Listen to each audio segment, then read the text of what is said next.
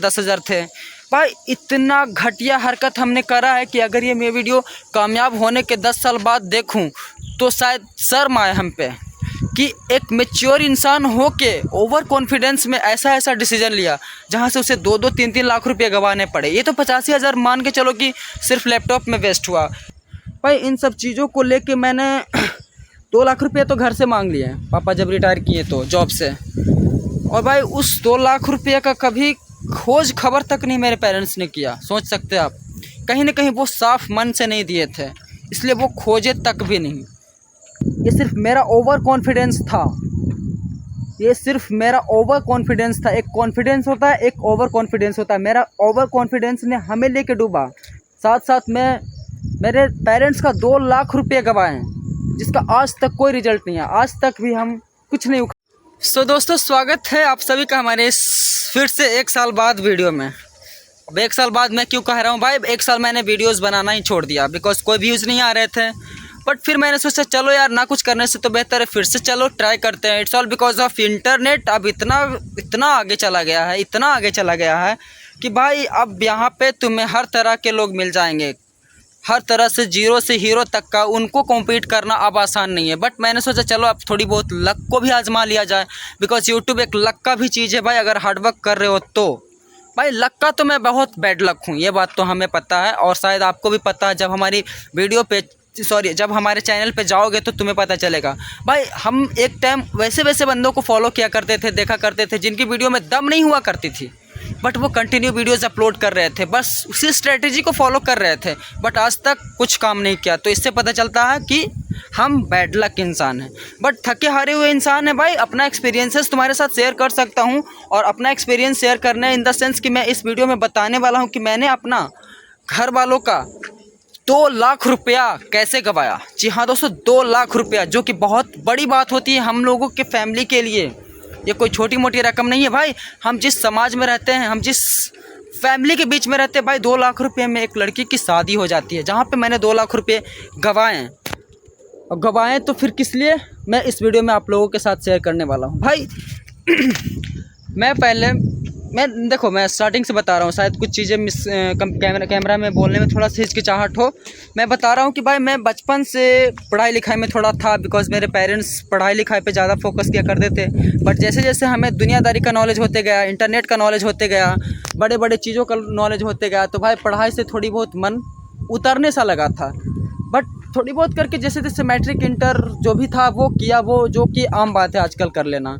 But जब government job में बैठने जाओ ना, तो तुम उसके लिए 1 सेकंड के लिए, 1% के लिए भी नहीं तुम टिक पाओगे। अगर तुम गवर्नमेंट जॉब का सिलेबस उठा के पकड़ लो, गवर्नमेंट जॉब के एग्जामिनेशन को देख लो, तुम्हें ज़रा भी नहीं समझ में आएगा। और उन्हीं लोगों में से मैं हूँ कि बाहरी दुनिया का नॉलेज से क्या मैटर करता है भाई। अगर तुम्हें जॉब करनी है तो तुम्हें किताबों में घुसना पड़ेगा, तुम्हें एक अलग से ही अपना स्ट्रेटजी बनानी पड़ेगी, जो कि सबके बस की बात नहीं है। जो बचपन से कर रहे हैं उन्हीं के लिए है। बट मैं पहला इंसान वो हूँ जो ना पढ़ाई में कभी सही रहा, ना सोशल मीडिया पे कभी सही रहा। सोशल मीडिया पे सही ना रहने का सबसे बड़ा वजह यह कि घमंड, अभिमान। जब मैं किसी को देखा करता था तो हमें भी लगता था भाई जब ये कर रहा है तो हम भी कर लेंगे। बेटी चोत, जब ऐसा सिचुएशन अब सामना करना पड़ रहा है तो समझ में आ रहा है भाई सब बेकार था, सब घमंड था। कहते हैं ना कि अपने आप से हार मत मानो, मैंने भी नहीं हार माना। बट कहते हैं ना किस्मत में जब लिखा हो ना तो अच्छे को हारनी पड़ती है।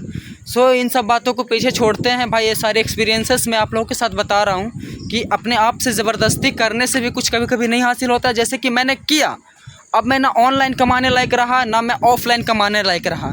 अब या तो 500 रुपये पे कहीं कमा लूँ, या तो फिर ज़िंदगी भर बेरोज़गार ही रह लूँ। इस सिचुएशन से अभी हम चल रहे हैं। सो इन सब बातों को छोड़ो, मैं बता रहा हूँ कि 2 लाख रुपये मैंने कैसे गंवा दिया। भाई 2 लाख रुपये मैंने म्यूज़िक के लिए गंवाया। जी हाँ दोस्तों, मैं म्यूज़िक के लिए गंवाया। मैं बहुत सारे यूट्यूबरों को फॉलो करता था, दर्शन रावल, सिद्धार्थ सराथिया, दिव्या भारती और कौन घोषाल, उतने सिंगर्स का तो अभी नाम भी नहीं याद है जो यूट्यूब पे वीडियोस बनाया करते थे, राज बर्मन। इन सब से सीखा कि भाई मेरे को यूट्यूब पे म्यूज़िक बनाना है, सिंगिंग करना है। और मैंने 2-2.5 साल कंटिन्यू क्लासिकल भी रियाज़ किया है, 3-3, 4-4 घंटे।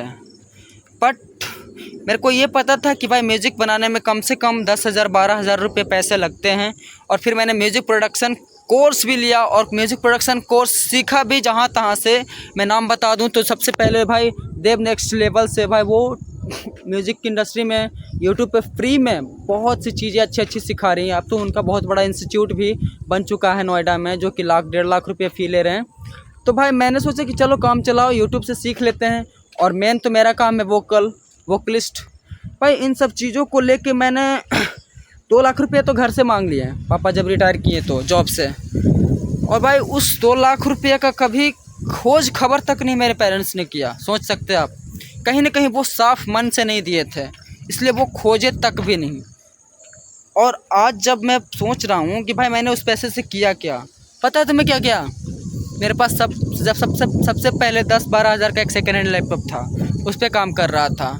और मेरे गांव में ज़्यादातर बिजलियाँ कट रही थी, इसलिए मैंने जोश में 85K का 85,000 का M1 ले लिया।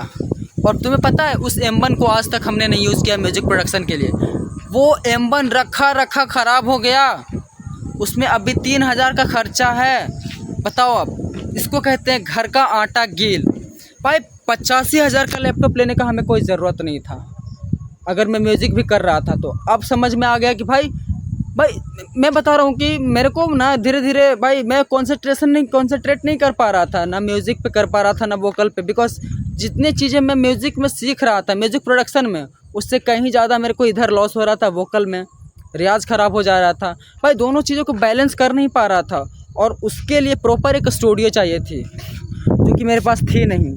जब मैं कंडेंसर माइक को जोड़ता था बहुत सारे नॉइजेज़ आ जाते थे। भाई मैं आज तक एक भी म्यूज़िक नहीं बना पाया, उखाड़ पाए, कुछ नहीं बन पाए। एक था कि चलो साइड से यूट्यूब करते हैं, भाई यूट्यूब पे भी कुछ रिजल्ट नहीं मेरे को मिला। मैं बता रहा हूँ कि मैं ना मैं सिंगिंग में सही हूँ, ना मैं म्यूज़िक प्रोडक्शन में सही हूँ। बस 2 वक्त का खाना खाया, रुबाब झाड़ा और हाथ में फ़ोन रखा। भाई क्या ही बताएं, किस तरह से अपने आप को एक्सप्लेन करें। अगर एक्सप्लेन करने से लाइफ अभी भी बदल जाए तो शायद जितना मैं अभी ऑन कैमरा बता पा रहा हूँ, शायद उतना मैं अंदर से उससे कहीं ज़्यादा परेशान हूँ। बट मैं बता रहा हूँ भाई कि मैंने 80-85 हज़ार रुपये जो M1 के लिए वेस्ट किया, वो बिल्कुल गलत डिसीजन था। आज तक मेरे उस लैपटॉप में मैं FL स्टूडियो पे काम करा करता था, आज तक उस लैपटॉप में मेरे को FL स्टूडियो मिला ही नहीं, ना क्रैक वर्जन मिला, ना ओरिजिनली ख़रीद सकता था, बिकॉज उसका प्राइजेस 8,000-10,000 थे। भाई इतना घटिया हरकत हमने करा है कि अगर ये मेरी वीडियो कामयाब होने के 10 साल बाद देखूं तो शायद शर्म आए हम पे कि एक मैच्योर इंसान हो के ओवर कॉन्फिडेंस में ऐसा डिसीजन लिया, जहां से उसे 2-2, 3-3 लाख रुपए गंवाने पड़े। ये तो 85,000 मान के चलो कि सिर्फ लैपटॉप में वेस्ट हुआ, बाकी छोटे मोटे मॉनिटर्स और माइक, गियर्स, इन सब सारे पैसे मैंने वेस्ट कर दिए। और अब मैं गवर्नमेंट जॉब की तैयारी कर रहा हूँ, जबकि गवर्नमेंट जॉब की तैयारी के लिए भाई 500-600 रुपये के सिर्फ कोर्स लेना होता है। साल में 2-3 कोर्सेज तुम ले लो 15 से 2,000 तक, उसके बाद तुम लाइफ में सेट हो अगर तुम प्रॉपर तैयारी कर रहे हो तो। बट कुछ इस तरह से हमने हमारे घर वालों का पैसे बर्बाद किए हैं भाई, कि शर्म आती है जब मैं सोचता हूँ। सबसे बड़ी बात की इस बात पे शर्म आती कि M1 हमें लेने का कोई ज़रूरत ही नहीं था। और अब फाइनली मैं बताऊँ तो क्या मेरे मन में चलता है, मैंने बहुत सारे स्टूडियोज़ में कांटेक्ट कर रखा है, जहाँ से सिर्फ 5-6 हज़ार में म्यूज़िक बन के तैयार, वीडियोज़ बन के तैयार। भाई 2 लाख में ना जाने मैं कितने ही गाने बना दिया होता। आज मैं घंटों 2-2, 3-3, 4-4 घंटे, 5-5 घंटे म्यूज़िक प्रोडक्शन सीख रहा होता था, फिर वोकल रियाज कर रहा होता था। भाई इन 2 चीज़ों को बैलेंस नहीं कर पाया और मैं कुछ नहीं उखाड़ पाया। बस सारे गियर्स, सारे इक्विपमेंट्स हमारे पास रखे हुए हैं। बट मेरे को अब समझ में आ रहा है कि भाई वो 2 लाख रुपये अगर हम डायरेक्ट म्यूज़िक में लगा दिया होता तो शायद आज ऐसा दिन नहीं देखना होता। कहीं ना कहीं मैं भी लोगों के नज़र में होता, भोजपुरी में ही। लेकिन नहीं, मेरे मन में था कि मैं उतने इन्वेस्टमेंट नहीं कर सकता, मेरे पास उतने पैसे कहाँ से आएंगे। 2 लाख रुपया रहेंगे तो ठीक है, उसके बाद फिर मेरे गाने बंद हो जाएंगे आने। इसलिए मैंने खुद ही वोकलिस्ट बनने का डिसीजन लिया, प्रोड्यूसर बनने का। बट भोजपुरी के मैंने 2 लाख रुपये गवा दिए। भाई 2 लाख रुपये वन टाइम इन्वेस्टमेंट करके भी मैंने लगाया होता म्यूज़िक में, गाने में, फुल एल्बम के साथ, तो कहीं ना कहीं वो एल्बम आज मेरी बज रही होती लोगों के बीच में। भले ना उससे मेरा कोई रेवेन्यू जनरेट हुआ होता, लेकिन बज रही होती। लेकिन आज मैं जब सोच रहा हूँ कि मैं वीडियोज़ बनाऊँ, म्यूज़िक गाने बनाऊँ, घंटा वैसा ही नहीं है, बेटी चुत कहाँ से बनाएं। सो बहुत सी बातें हैं भाई, मैं कितना बताऊँ, ये 10 मिनट का वीडियो होने को है। खैर मैंने जो 2 लाख रुपए गंवाए, आज उस 2 लाख रुपए के गंवाने के बाद भी मेरे मन से इच्छा नहीं गया कि मैं म्यूज़िक ना करूं। बस रास्ता बदल लिया कि मैं पैसे कमा के डायरेक्ट म्यूज़िक बनाऊंगा, किसी स्टूडियो से कांटेक्ट करके, किसी डायरेक्टर से कांटेक्ट करके। काश ये बात हमें पहले ही पता होता तो शायद आज 2 लाख रुपये ना गंवाए होते, और गंवाए भी होते तो सिर्फ म्यूज़िक इंडस्ट्री में गंवाए होते जहाँ से मेरे गाने बन रहे होते। सो आज के लिए इतना ही, thank you, bye. Experience share करने के लिए यहाँ पे आप लोगों के साथ आया हूँ। अब यूट्यूब से कुछ लालच लोभ नहीं रहा भाई, मैं 5 साल बर्बाद कर दिया जहाँ तहाँ ये वो हर तरह की वीडियोस बना के। So thank you, bye.